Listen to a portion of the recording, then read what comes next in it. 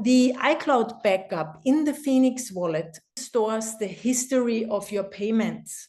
So it's not really necessary. If you feel that storing the history of your payments on the device itself is enough for you.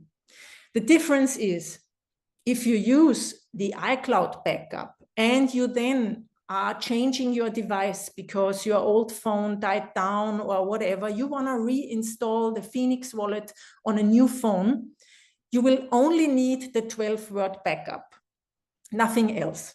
But if you want to see all the historic payments you did, then you will need the iCloud backup. It basically synchronizes the history of all your payments, and you will see it again on the new phone.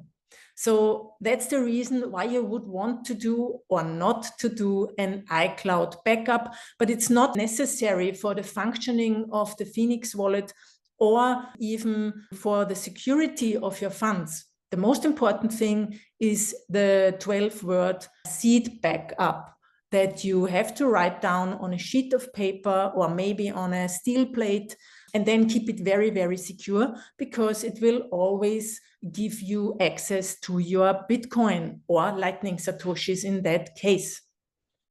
Hello, my name is Anita Posch, and if you liked that video, please subscribe to my channel now to inspire me to create more content like this.